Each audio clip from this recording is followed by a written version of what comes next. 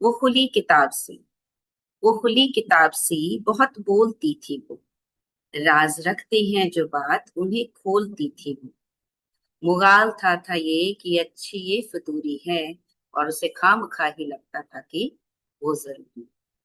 मेरे माथे पे जो तमगा दिया है लक्ष्मी का, जिंदगी तानों में गुजरी है कि तेरा क्या है।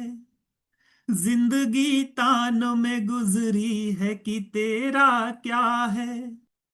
हम राम बने तुम सिया बनो, और जग ये पावन हो जाए।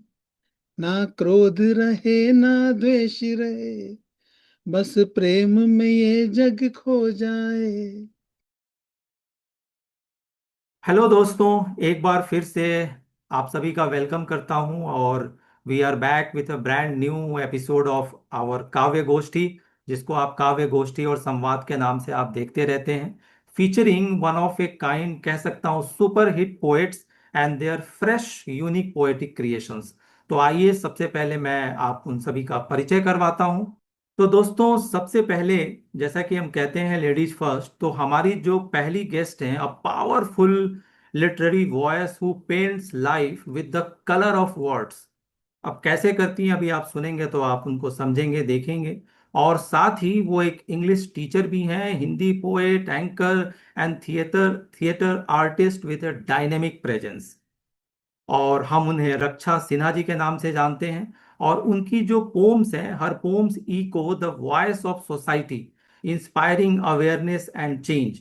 तो ये अवेयरनेस और चेंज से जुड़े हम उनसे कुछ बातें भी करेंगे। तो स्वागत करते हैं रक्षा सिन्हा जी का। दोस्तों, हमारे जो अगले कवि गेस्ट हैं उनका नाम है हिमांशु शुक्ला जी।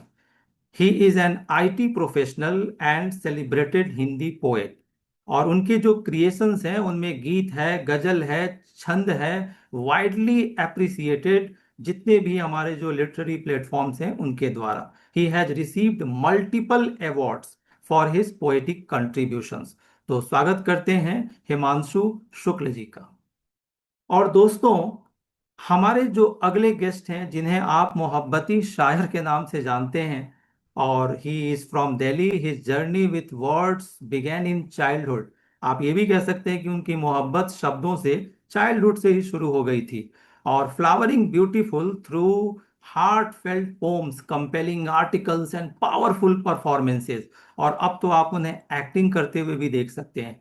तो हम उनसे भी कुछ बातचीत करेंगे और पूछेंगे उनसे जुड़े आपकी बातें। तो आप सभी का स्वागत है।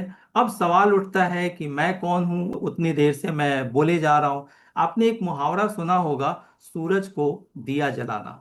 तो मैं वही दिया हूं, इन सूरज के सामने बैठा हुआ हूं और नाम है मेरा आशीष कुमार।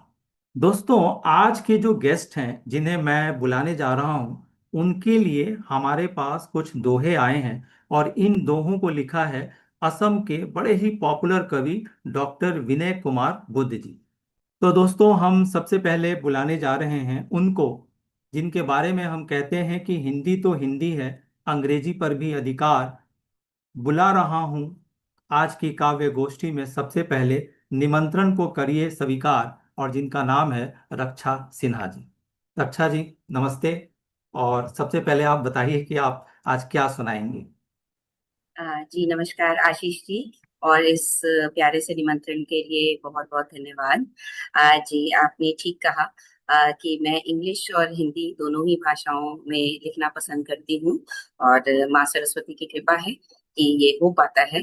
और आज की जहाँ तक बात है, तो मैं अपनी एक रिसेंटली, मतलब पीछे मैंने कुछ दिन पहले ही लिखी थी वो कविता। जैसे कि मैं प्रेम पर नहीं लिखा करती थी, तो लेकिन मैंने थोड़ा बहुत शुरू किया है, खुद को आजमाना। तो मैं आज वही प्रस्तुत करना चाहूँ।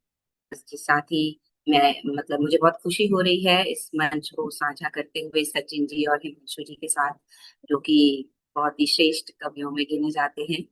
और मेरे लिए बहुत सौभाग्य की बात है।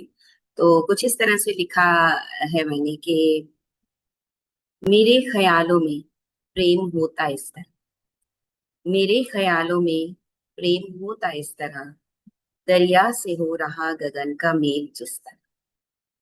सूरज चमक रहा सेहरा की रेत पे, सूरज चमक रहा सेहरा की रेत पे, कतरा पिघल रहा वहीं पानी सा जिस तरह, मेरे ख्यालों में प्रेम होता इस तरह।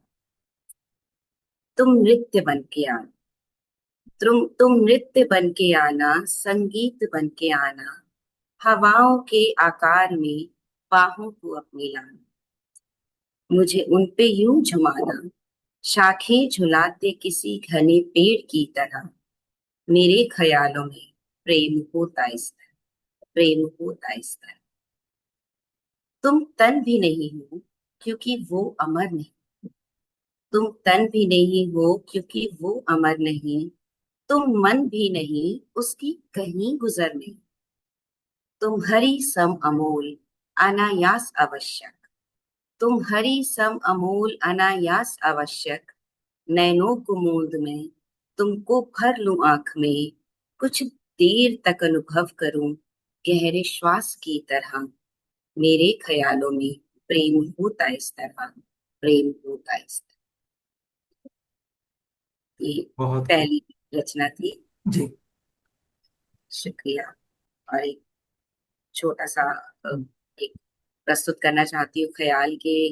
वो खुली किताब से, वो खुली किताब सी बहुत बोलती थी वो, राज रखते हैं जो बात उन्हें खोलती थी वो, मुगाल था ये कि अच्छी ये फतूरी है, और उसे खामखा ही लगता था कि वो जरूरी, उसे खामखा ही लगता था कि वो जरूरी। ये है नारी के मन में बहुत प्रकार की उथल पुथल चलती है, और खासकर जब वो बहुत सारे किरदार निभा रही होती है अपने घर में बाहर वर्क प्लेस पे, तो बहुत से ख्याल आते रहते हैं। उसी से जुड़ा हुआ कुछ लिखा था कि ये भी मैं और वो भी मैं हर जगह, मैं कहीं नहीं। ये भी मैं और वो भी मैं हर जगह, मैं कहीं नहीं। मैं बस्ती के उस मकान से और पान की दुकान की, कभी पंछी बन गगन चलूं और नदी का उफान, कभी हूं सफलता के नभ पे मैं और अबला सी विवश गई, जो कर्म योगी सी तटस्थ मैं तो पिघल पड़ूं कभी मोम से। ये भी मैं और वो भी मैं हर जगह, मैं कहीं संभाल लूं एक हुजूम को, नायक सी हूं कुशल कभी, मिल जाए गर कुटिल कोई तो स्तब्ध मूक दर्शक बनी, मुझ ही में है ओजो खरोश, मुझ ही में है आराम भी, मैं मंदिरों की शांति सी और भीड़ का हूँ शोर, मैं मंदिरों की शांति सी, मैं भीड़ का हूँ शोर, जगनायिका के ताज से, क्योंकि मैंने एक ब्यूटी पेजेंट में भी पार्टिसिपेट किया था, जगनायिका के ताज सी गृह लक्ष्मी की बिंदी कभी, और खुद को जब हूँ तलाशती तो दिल में हूँ ये सोचती, लगती हूँ जो विशेष सी, क्या बची हूँ खुद में लेश भी, क्या बची हूँ खुद में लेश भी, ये भी मैं और वो भी मैं हर जगह, मैं कहीं। बहुत धन्यवाद। कोई। तो सबसे पहले सचिन जी आप बताइए कि रक्षा सिन्हा जी को आपने सुना, आपको इनकी कविताएं कैसी लगी, और खासकर जो इन्होंने नारी के ऊपर जो कविता सुनाई उस पर आपका क्या कहना है? रक्षा और जी नमस्कार। बहुत ही खूबसूरत जी नमस्कार सचिन। कविताएं सुनाई आपने। और आपको तो खैर सुनते रहते हैं, जब भी सुनते हैं कुछ नया ही अनुभव होता है आपकी कविताएं सुनकर। सबसे पहले मैं बात करूंगा आपकी प्रेम की कविता के ऊपर जो आपने लिखी। तो मेरे हिसाब से यदि संसार में सब कुछ खत्म होने के बाद भी कुछ रहना चाहिए तो वो प्रेम ही रहना चाहिए बस खाली, क्योंकि उसके अलावा और कुछ सत्य है ही नहीं। और प्रेम पर लिखना अपने आप में एक बहुत बड़ी बात है। और आपने उस कविता का जो सार दिया है वो बहुत ही खूबसूरत है। और रही नारी के ऊपर बात, तो नारी के रूप की जो व्याख्या आपने मॉडर्न व्याख्या की है वो अपने आप में अद्भुत है। उसका ये मान के चलिए कि नारी को हम किस रूप में देख सकते हैं, वो सब चीजें जो हैं वो आपने एक कविता में पिरोकर दे दिए हैं, जो आपने वाकई बहुत अच्छा लिखा है, और इसके लिए आपको बहुत बहुत साधुवाद। जी बहुत बहुत धन्यवाद सचिन। बहुत खूब। किसी तरह का चलिए। मेरी एक और अनुरोध होगा मेरा कि किसी तरह का फीडबैक हो कि मैं कैसे सुधार कर सकती हूँ, तो वो हम्म। भी बिल्कुल स्वागत है। रक्षा जी, आपने जो कविता सुनाई और नारी का जो आपने जो रूप दिखाया, आजकल बहुत सारे जो लड़के हैं वो शादी करने से डर रहे हैं। जी अपनी माँ से कह रहे हैं क्या पता हम किसी ड्रम में नजर आए, क्या पता हम किसी सूटकेस में नजर आए, क्या पता हम हनीमून के लिए जाएं वापस नहीं आए। जी तो ऐसी नारियों के बारे में आप क्या कहेंगी? क्योंकि हमने नारी का वो दौर भी देखा था जब कहा जाता था कि नारी है, नारी बीच साड़ी है कि साड़ी बीच नारी है। जी शायद वहां से अबला नारी की संज्ञा आई होगी, और जी आज हम ये देख रहे हैं। तो आप इसे कैसे देखती हैं? और मैं कह सकता हूं कि द मोस्ट डिस्टर्बिंग एक टॉपिक है आज की डेट में। तो राइट। आप अपनी कविताओं के माध्यम से, या आपका नजरिया कैसा है, जरा आप बताइए। जी जरूर।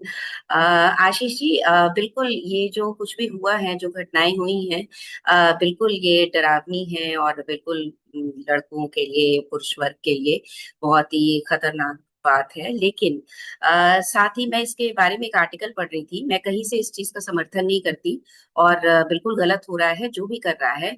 पर देखिए, आप इस चीज पे गौर करेंगे कि पिछले, मतलब उस आर्टिकल में जो फैक्ट्स दिए हुए थे कि पिछले एक साल में सिर्फ दिल्ली एनसीआर में ही 4.5 लाख केसेस रिपोर्ट हुए हैं, जहाँ पे और मतलब नारी के ऊपर, औरतों के ऊपर, महिलाओं के ऊपर अत्याचार हुए हैं। पर अब उनकी हेडलाइंस नहीं बनती।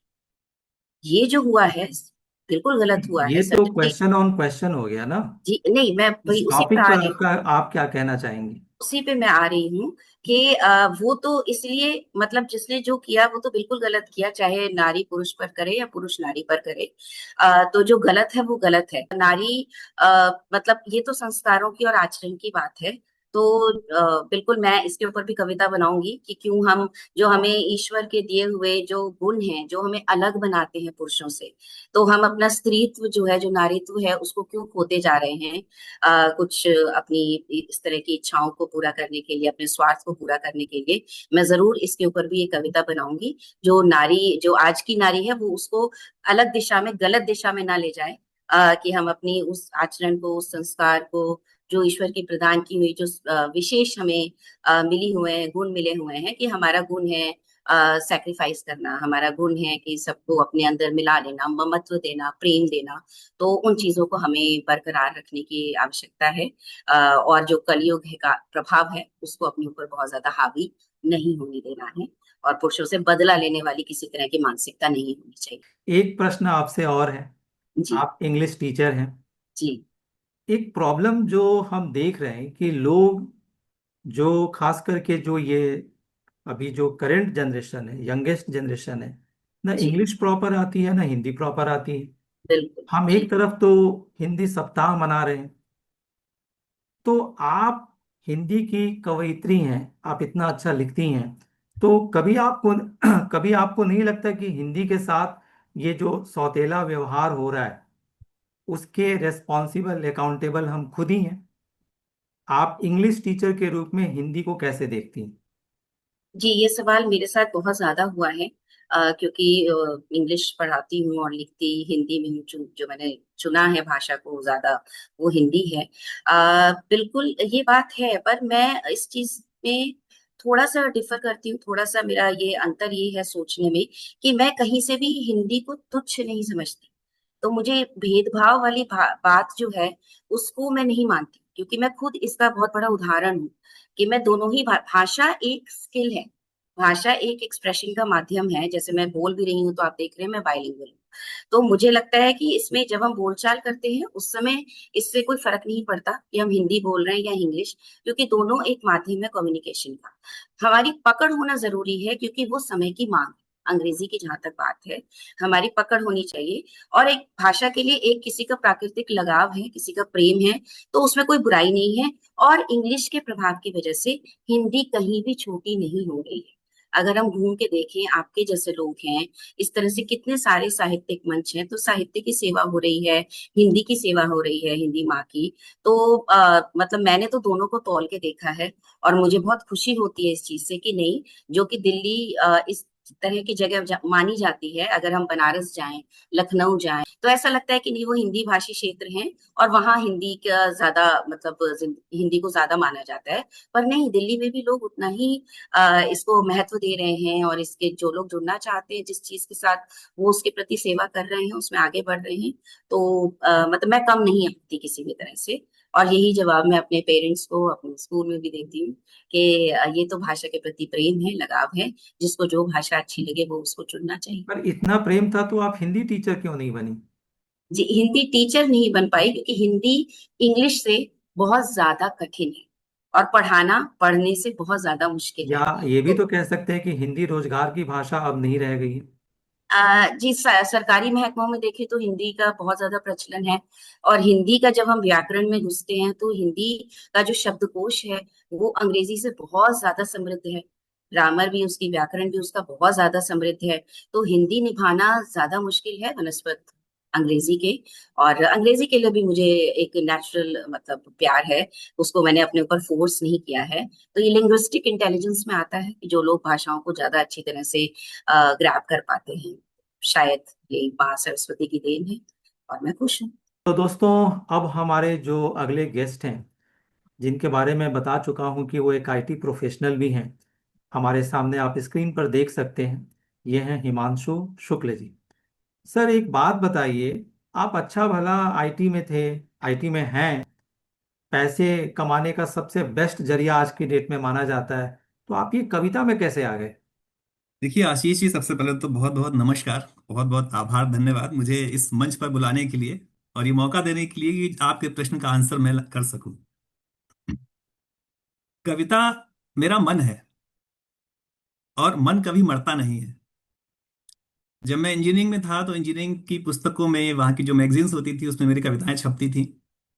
और नौकरी में कर रहा हूँ पेट पालने के लिए, और लिखता हूं मैं अपना मन पालने के लिए। इन दोनों में अगर एक भी चीज रुक जाएगी तो मेरा रहना, मेरा जीना असंभव हो जाएगा। तो लिखना मेरा प्रेम है, मेरा मन है, हिंदी। और मैं हिंदी में ही, हिंदी को ही प्रेफर करता हूँ। और मेरी बोलचाल, मातृभाषा, हमारी मातृभाषा हिंदी। तो रही बात इंग्लिश की, तो जब मैं ऑफिस में होता हूँ, वो 8 घंटे, मैं 6 घंटे मैं इंग्लिश ही बोलता हूँ, मेरे कस्टमर्स, जो भी मेरा आईटी प्रोफेशन है। लेकिन वो एक साधन है, साध्य अभी भी हिंदी है। और बस यही एक आंसर है कि हिंदी मैं छोड़ नहीं सकता, और लेखन मुझसे छूटेगा नहीं। मन पालना है तो, मन पालना है तो कविताएं लिखनी पड़ेंगी। तो हम भी आपको ऐसे नहीं छोड़ेंगे, तो सबसे पहले आप अपनी रचना सुनाइए, फिर हम आगे कुछ बातचीत करते हैं। जी, बहुत बहुत धन्यवाद आपका इस मंच से जोड़ने के लिए पुनः। और हमारे साथ में जो भी हमारे सहयोगी कवित्री और कवि हैं, उनके लिए, उनको भी बहुत बहुत आभार। ये जैसा कि मैंने हिंदी हिंदी के लिए बोला, मैं कुछ पंक्तियां माँ हिंदी को समर्पित करता हूँ। मैं वहां से अपनी बात को शुरू करता हूँ। हिंदी क्या है? देखिए, यूं तो संसार की सभी भाषाएं मुझे प्रिय हैं, भले मुझे आती हो या ना आती हो। लेकिन किसी भी भाषा का अनादर करना उचित नहीं है। लेकिन मैं मेरी माँ हिंदी को बहुत मानता हूँ। 4 पंक्तियां मैं माँ हिंदी के लिए पढ़ता हूँ। इस धरा वसुंधरा पर अनंत आशाओं में, इस धरा वसुंधरा पर अनंत आशाओं में, एक तुझे ही माँ की उपाधि असंख्य भाषाओं में। अति सहज सरल भी हो अमूल्य मानकों में तुम, अति सहज सरल भी हो अमूल्य मानकों में तुम। मात्र हिंद ही परिपक्व है अनेक परिभाषाओं में, अनेक परिभाषाओं में। और 4 पंक्तियां मैं और हिंदी को समर्पित करता हूं। हिंदी क्या है? हिंदी जब हम बोलते हैं तो हम सिर्फ हिंदी नहीं बोल रहे होते हैं। इंग्लिश में आप अपनी बात सिर्फ कह देते हैं, लेकिन जो मन को लगती है, जो आपके अंदर जो आपके विचार होते हैं, जो भावना होती हैं, वो सिर्फ हिंदी प्रकट करती है। मैं वहां से 4 पंक्तियां पढ़ता हूं। है शब्द शब्द अर्थपूर्ण, पंक्तियों में सार है। है शब्द शब्द अर्थपूर्ण, पंक्तियों में सार है, शाश्वत है मात्राएं, व्याकरण अपार है, गद्य पद्य काव्य सब माँ हिंदी के प्रारूप हैं, पर्याय संधि अलंकार सब हिंदी के श्रृंगार हैं, सब हिंदी के श्रृंगार हैं। ये मेरा प्रेम हिंदी को समर्पित। और अब आइए मैं आपको छंदों की तरफ लेके चलता हूं। मेरे इष्ट श्री कृष्ण, मैं पहला छंद उनको समर्पित करता हूं, उनके लिए पहला छंद।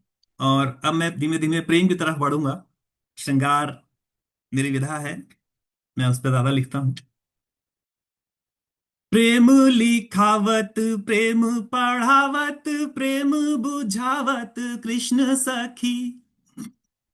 दो सखियां हैं जो आपस में बातें कर रही हैं, और भूमिका ये है इस छंद की कि उनको पता नहीं है कि कृष्ण कौन है। उन्होंने सिर्फ कृष्ण का प्रेम देखा है। वो ये जानती हैं कि सोते जगते उठते बैठते वो सिर्फ कृष्ण के प्रेम में पागल हैं। उनके हिसाब से उनके मन से सुनिए कृष्ण कौन है। प्रेम लिखावत प्रेम पढ़ावत प्रेम बुझावत कृष्ण सखी। रात बिरात मिले जब मोहन, प्रेम सिखावत कृष्ण सखी। प्रेम की बात करे बस केशव, प्रेम बतावत कृष्ण सखी। प्रेम की चौसर प्रेम हरावत प्रेम जीतावत कृष्ण सखी।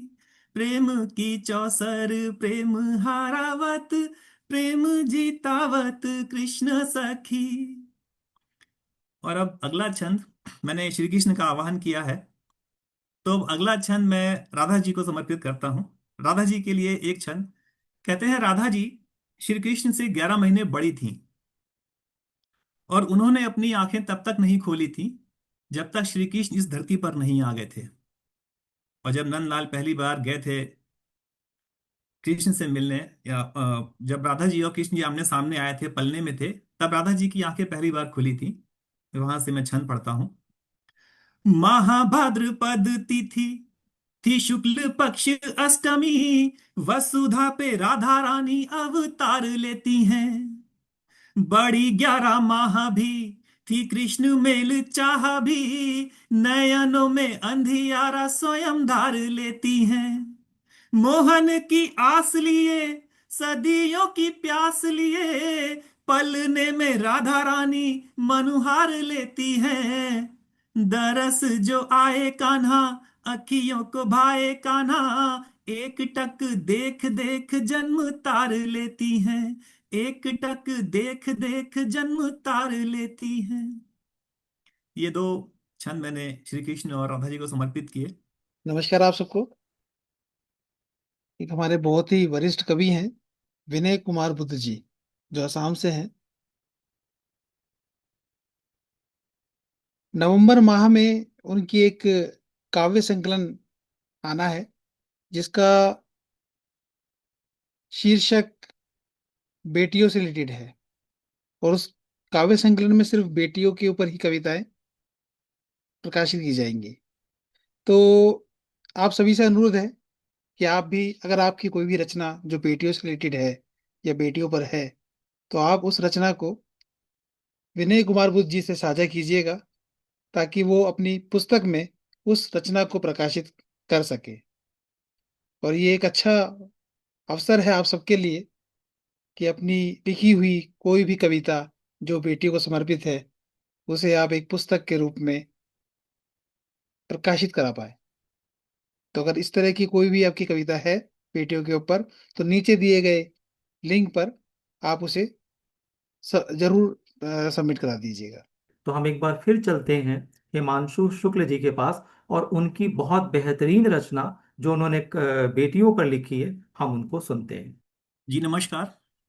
मेरी एक गजल है जो मैंने बेटियों के ऊपर लिखी है। इस गजल में आप बेटियों की जो व्यथा है, जो बेटियां कह नहीं पाती, पूरी जिंदगी सिर्फ सह जाती हैं, वो अपने मायके में हो ससुराल में हो, वो सिर्फ सहती हैं। वो पीड़ा वो दर्द उनकी वो व्यथा को लिखने का मैंने प्रयास किया है इस गजल में। इस गजल के साथ आप जुड़े। और सुनिएगा मेरी ये गजल। इसका उन्वान है बेटियां। बेटियां पूछती हैं बाप से मेरा क्या है। बेटियां पूछती हैं बाप से मेरा क्या है। बेटियां पूछती हैं बाप से मेरा क्या है। खानदानों में बटी मेरा बसेरा क्या है। खानदानों में बटी मेरा बसेरा क्या है। पहला शेर सुनिए इस गजल का। मेरे माथे पे जो तमगा दिया है लक्ष्मी का। देखिए, जो बिटिया पीहर में भी लक्ष्मी है, जब बिटिया पैदा होती है तो कहते हैं लक्ष्मी आई है।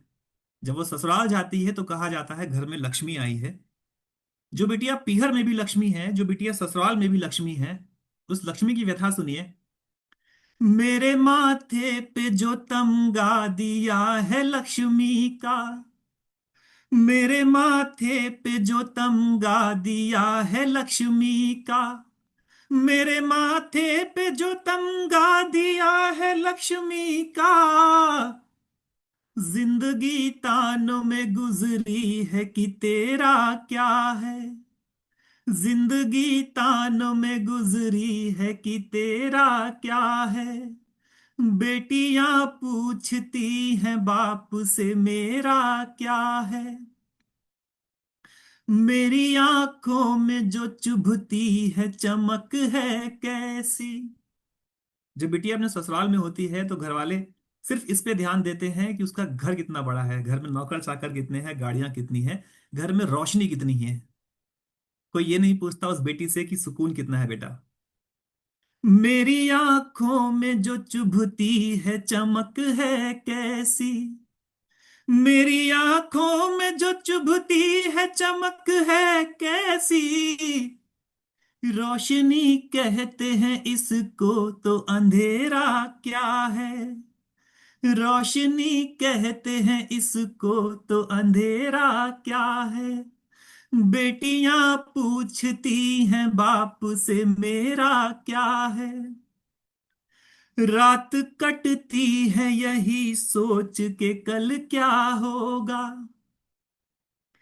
बिटिया मायके में हो या ससुराल में, एक क्वेश्चन आप सबके सामने डेली रात में आता होगा कि सुबह नाश्ते में क्या खाएंगे, सुबह लंच में क्या बनेगा, डिनर में क्या बनेगा। वो तमाम रात यही सोचती हैं कि सुबह क्या बनेगा। उनसे आशाएं ये होती हैं बेटियों से कि वो सुबह 6 बजे या 5 बजे बिस्तर छोड़ दें, क्योंकि वो उनके संस्कारों में नहीं है। बेटा चाहे जितनी देर तक सोए। बेटियों से कोई ये नहीं पूछता कि बेटा सोए कितने बजे थे। तो वहां से ये इस शेर को सुनिए।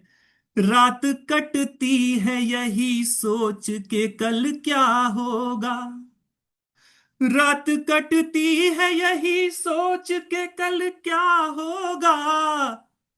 मुझसे क्यों पूछते हो तुम कि सवेरा क्या है। मुझसे क्यों पूछते हो तुम कि सवेरा क्या है। बेटियां पूछती हैं बाप से मेरा क्या है। इस गजल का अंतिम शेर। अगर आपके घर में, खानदान में कोई भी रिश्ता टूटता है तो सबसे पहले इल्जाम नई बहू पे लगता है कि जब से बहू आई है तब से ये गड़बड़ हो गई है घर में। कुछ भी अच्छा होगा तो सबका है, बुरा होगा तो बेटिया का है।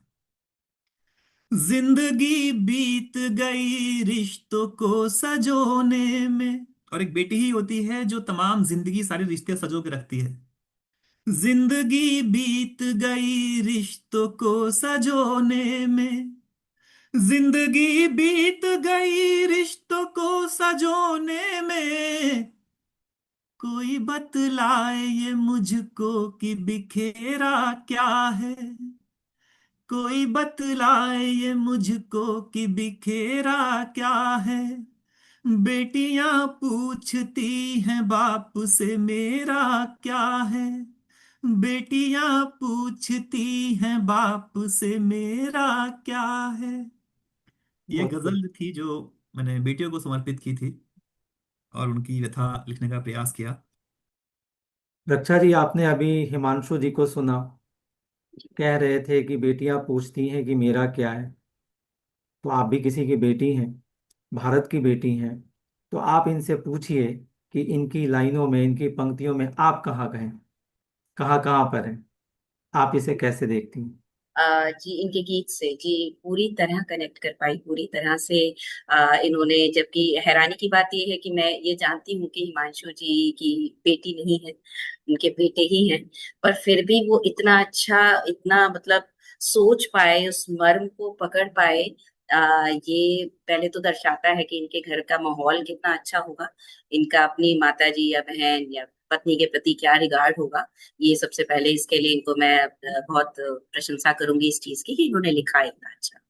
दूसरा ये कि जी हाँ बिल्कुल, जो इन्होंने खासकर ये बात की सुबह क्या खाना बनेगा, ये अपने आप में ये रोज होने वाली प्रक्रिया, तीनों टाइम होने वाली प्रक्रिया है, पर ये फिर भी रोज ही बहुत ही महत्वपूर्ण बात रहती है, उतनी ही जरूरी रहती है जो घर में डिस्कशन होता है।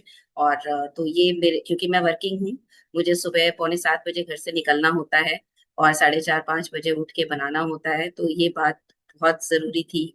फिर उन्होंने संबंधों की बात की कि यदि कोई संबंध अच्छे हैं तो उसका श्रेय लड़के को दिया जाता है कि शादी के बाद भी देखो उसने कितना अच्छा बैलेंस किया, कितना अच्छा संभाला। और अगर कुछ गलत हो जाता है तो उसका दोष जो है नई आने वाली बहू पे, लड़की पे लग जाता है। तो बिल्कुल एक एक बात जो इन्होंने कही वो सटीक है और बिल्कुल सत्य है, 100%। दोस्तों, अभी हाल में ही आपने सचिन परवाना जी का इंटरव्यू देखा, और आप लोगों ने ईमेल से, एक्स के थ्रू, व्हाट्सएप से भी बहुत सारे ऐसे क्वेश्चंस पूछे। और आज लकीली सचिन जी एक बार फिर द हिलरी टाइम्स प्लेटफॉर्म पर हैं। उनमें से कुछ आपके क्वेश्चंस जो हमने सेलेक्ट किए हैं वो सचिन जी से पहले पूछते हैं।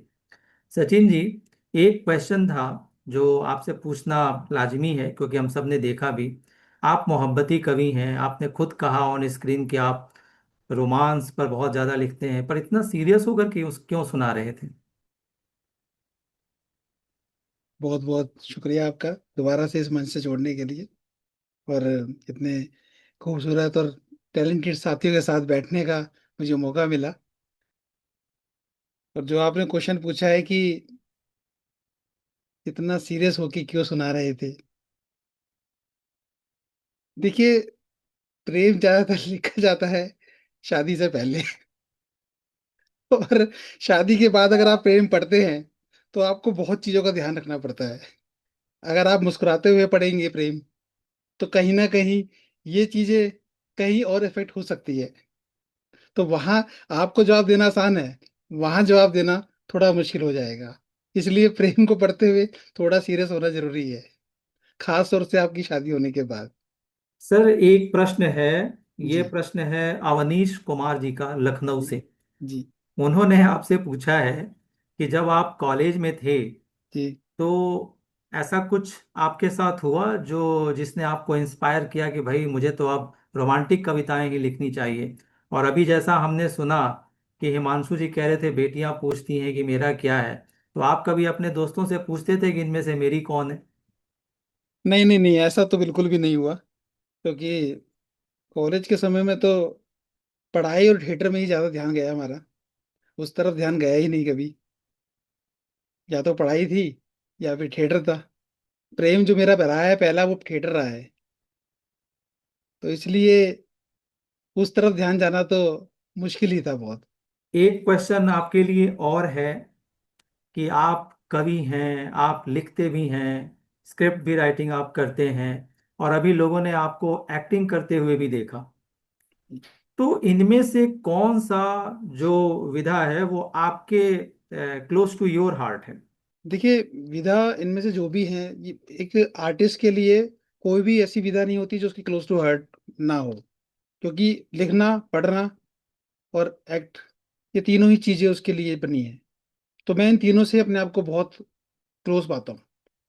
जब मैं थिएटर करता था, या अभी जब भी मेरे को एक्टिंग का मौका मिलता है, तो मैं उसे कभी भी प्रायोरिटी से नीचे लेके नहीं जाता। लिखना, लिखना तो ऐसा है कि आप जब भी बैठेंगे, सोचेंगे, तो कुछ ना कुछ भाव आपके उभर ही आएंगे। तो ये हर चीज आपकी क्लोज ही रहती है। वैसे मैं एक बात कहूँ, मैं आपको देखता हूँ तो मुझे फिल्म एक्टर मनोज कुमार जी याद आते हैं। जी। वो भी कैमरे की तरफ कम देखते थे। अच्छा। खैर, तो आप बताइए कि आज आप अपनी कौन सी रचना सुनाना पसंद करेंगे। मैं, हिमांशु जी, आपको द्वापर ले गए थे, तो मैं आपको त्रेता युग में ले जाता हूँ। भगवान श्री राम मेरे आराध्य हैं, और उन पर लिखना मुझे बहुत पसंद है। तो उन्हीं के ऊपर कुछ लाइनें हैं, पंक्तियां हैं। और ये पंक्तियां रक्षा जी से और आपकी जो बातचीत हो रही थी नारी के ऊपर, नारी के पहले और आज के रूप को लेकर, तो ये पंक्तियां सार भी है आपकी उस बातचीत का। आप उससे कनेक्ट कर पाएंगे। थोड़ा सा लय में है, तो सुनाने की कोशिश करता हूँ। हम राम बने तुम सिया बनो, और जग ये पावन हो जाए। हम राम बने तुम सिया बनो, और जग ये पावन हो जाए। ना क्रोध रहे ना द्वेष रहे, बस प्रेम में ये जग खो जाए। हम राम बने तुम सिया बनो, और जग ये पावन हो जाए। तुम के कई जैसी हट छोड़ो, न हम दशरथ से कमजोर बने। तुम के कई जैसी हट छोड़ो, न हम दशरथ से कमजोर बने। माँ की ममता की लाज रखो, कोई राम न फिर बन जा पाए। हम राम बने तुम सिया बनो, और जग ये पावन हो जाए। तुम मन से सूपण मारो, हम अपने रावण को मारे। तुम मन से सूपण मारो, हम अपने रावण को मारे। ना लक्ष्मण रेखा तुम लांघो, ना सिया हरण फिर हो पाए। हम राम बने तुम सिया बनो, और जग ये पावन हो जाए।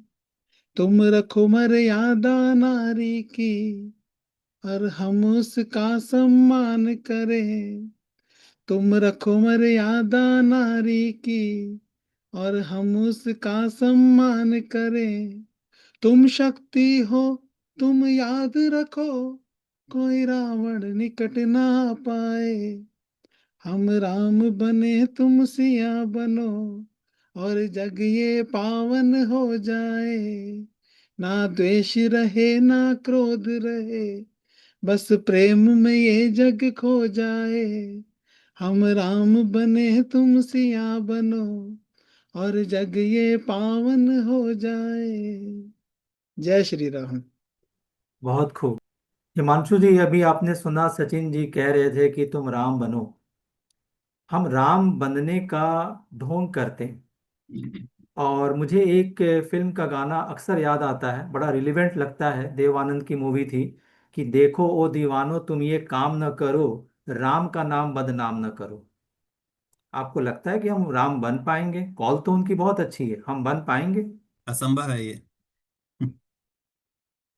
देखिए, राम बनना, राम सिर्फ, आप कहते हैं कि राम बनो, मैंने भी राम पे बहुत लिखा है, उनकी पीड़ा को लिखा है, त्रेता पे लिखा है। लेकिन राम सिर्फ नाम से राम नहीं बन सकते आप। आपको अपने विचार, अपनी मर्यादा, आज की डेट में हम कहते हैं कि राम, वो राम जैसे दिखते हैं, वो राम जैसे लगते हैं। राम जैसे दिखने में, राम जैसे लगने में और राम जैसा बनने में जमीन आसमान का अंतर है। आप वो प्रतिज्ञा, वो दृढ़ संकल्प आपके अंदर है ही नहीं। आप उन समस्याओं को, उन धर्मनिरपेक्ष बातों को आप अपने अंदर ला ही नहीं सकते। तो राम, कोशिश कर सकते हैं हम राम जैसा बनने की। हम अपने विचारों में राम को ले आए। हम हम अपने आदतों में, अपने चरित्र में राम को ला सकते हैं, लेकिन राम बन नहीं सकते। तो दोस्तों, आज की काव्य गोष्ठी और संवाद आपको कैसा लगा? मुझे तो पूरा यकीन है कि आपको बहुत अच्छा लगा होगा। और अगर लगा है तो आप इसे अपने लव्ड वंस के साथ शेयर करिए। और मुझे दीजिए इजाज़त। आपको पता ही है मैं कौन हूँ, शायद आप भूल गए होंगे, क्योंकि मैं हूँ a very simple man, a very common man, Ashish Kumar. जय हिंद।